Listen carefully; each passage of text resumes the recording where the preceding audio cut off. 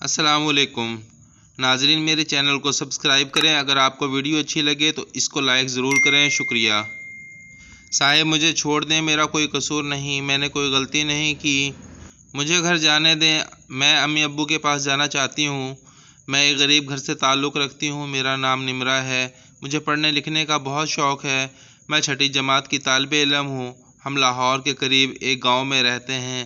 ابا کی طبیعت اچانک خراب ہونے لگی، میرے کوئی بہن بھائی نہیں ہے، اکیلے ہونے کی وجہ سے میں اپنے ماں باپ کی خدمت دل و جان سے کرتی۔ جب گھر میں کھانے پینے کی تنگی ہونے لگی اور گنجائش نہ رہی تو ابا نے کہا جس گھر میں میں کام کرتا ہوں وہاں نمرہ کو کام کرنے بھیج دیتے ہیں۔ ابا کی مالکن کافی بدمزاج اور سڑیل قسم کی عورت تھی، اس کے پاس کوئی کام کرنے والی ٹکتی نہیں تھی، اس کے پاس اگر کوئی خوبصورت لڑکی آ جاتی تو وہ اس سے اور چڑھ جاتی تھی۔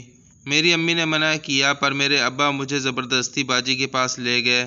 میں بھی صاف رنگ کی تھی، مجھے دیکھتے ہی اس کے مزاج بدل گئے اور ابا کو غصے سے بولی جاؤ، میں نے اس کو کام پر رکھ لیا ہے۔ ابا مجھے وہاں چھوڑ کر آ گئے، میں کافی ڈر سی گئی تھی۔ باجی نے پوچھا تمہارا نام کیا ہے؟ میں نے کہا نمرہ، مجھے پیار سے نمو کہتے ہیں۔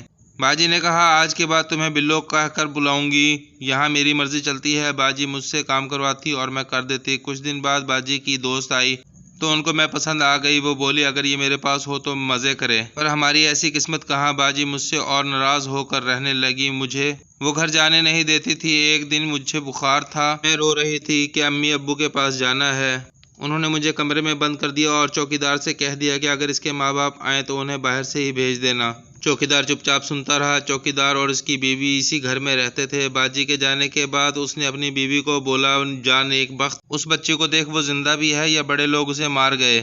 میں بے ہوش تھی، بخار تیز ہو گیا تھا۔ پھر چوکیدار اور اس کی بیوی نے مجھے سنبھالا، دوائی دی، مجھے ہوش آیا تو مجھے آرام کرنے کا بول کر چلی گئی۔ باجی کے شوہر باہر گئے ہوئے تھے کہیں کام سے، میں سمجھتی تھی باجی اکیلی رہتی ہیں، لیکن جب صاحب واپس آئے تو میں گھر میں اکیلی تھی۔ وہ بولے تم کون ہو؟ میں ڈر گئی اور الٹا میں نے سوال کر دیا آپ کون ہو؟ تو وہ کہکا لگا کر ہنسنے لگے۔ ان کے ہنسنے کی آواز سن کر چوکیدار کی بیوی آ گئی اور وہ بولے یہ کون ہے؟ وہ بولی نئی ملازم ہے۔ انہوں نے کہا اچھا ٹھیک ہے تم جاؤ۔ اس کے جانے کے بعد صاحب مجھے غور سے دیکھنے لگے، انہوں نے میری طرف ہاتھ بڑھایا کہ باجی آ گئی، وہ پیچھے ہٹ گئے اور ان دونوں میں باتیں شروع ہو گئی۔ میں کچن میں آ گئی۔ صاحب کے آنے کے دوسرے دن باجی بولی میرے کپڑے استری کر دو۔ میں کپڑے استری کرنے لگی تو کپڑے جل گئے اور باجی نے وہی استری میرے ہاتھ پر رکھ کر میرا ہاتھ جلا دیا۔ صاحب نے میرے جلے ہوئے ہاتھ کا فائدہ اٹھایا اور میرے کمرے میں آ کر بولے یہ عورت ظالم ہے، تم پریشان مت ہو۔ وہ میری کمر پر ہاتھ پھیرنے لگے اور مجھے حوصلہ دینے لگے۔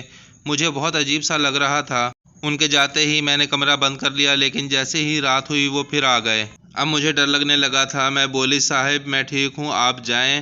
میں باجی مجھ سے بولا نہیں جا رہا تھا، جیسے آواز گلے میں دب کر رہ گئی ہو اور وہ کمرے کا دروازہ بند کرنے لگے۔ میں جیسے چیخنے لگی انہوں نے میرے منہ پر اپنا ہاتھ رکھ دیا اور تسلی دینے لگے۔ پھر انہوں نے الٹی حرکتیں شروع کر دیں۔ جب میں احتجاج کرنے لگی تو میرے ہاتھ پکڑ کر بولے تم مجھ سے کب تک بچو گی؟ یہاں جو بھی آئی مجھے خوش کرتی تھی، تم نہیں کرو گی؟ اتنے میں باہر سے باجی کی آواز آئی، شاید وہ آ گئی تھی، یہ بڑے لوگ اور ان کی پارٹیاں سمجھ سے باہر ہیں۔ صاحب باہر چلے گئے اور باجی سے باتیں کرنے لگے۔ میں خاموشی سے ایک کونے میں دبک کر بیٹھ گئی، کیونکہ باجی تو ویسے ہی مجھ سے نفرت کرتی تھی، اوپر سے اب صاحب کی حرکتیں۔ میں چھوٹی بچی، کروں تو کیا کروں؟ صاحب کی حرکتیں روز بروز بڑھتی جا رہی تھی۔ ایک دن صاحب کو میرے کمرے سے نکلتے باجی نے دیکھ لیا، بجائے انہیں کچھ کہنے کے مجھے مارا اور اوپر کمرے میں جا کر بند کر دیا اور بولی اب تم یہیں بند رہو گی۔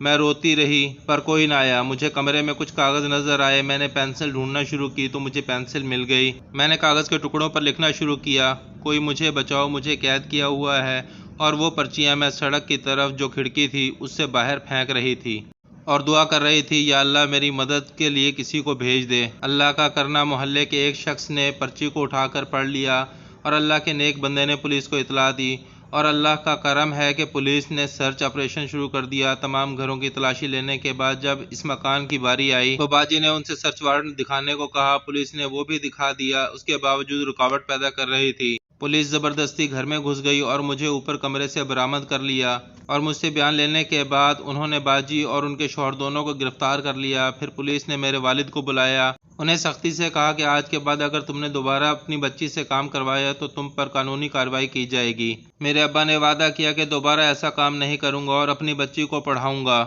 میں اسکول جاتی ہوں اور آپ لوگوں سے ایک درخواست ہے کہ خدا را اپنے کمسن بچوں کو کام پر مت لگائیں، ان کو پڑھنے دیں۔ یہ زندگی ان کے آزاد رہنے کی ہے، خدا را ان کو قید میں مت ڈالیں، ان کی خوشیوں کو کام کے بوجھ تلے نہ دبائیں۔ امید کرتا ہوں آپ کو کہانی اچھی لگی ہوگی۔ میرے چینل کو سبسکرائب کریں، لائک کریں، شیئر کریں اور بیل آئیکن کو دبانا مت بھولیے گا تاکہ نئے آنے والی کہانی سب سے پہلے آپ تک پہنچ سکے۔ شکریہ۔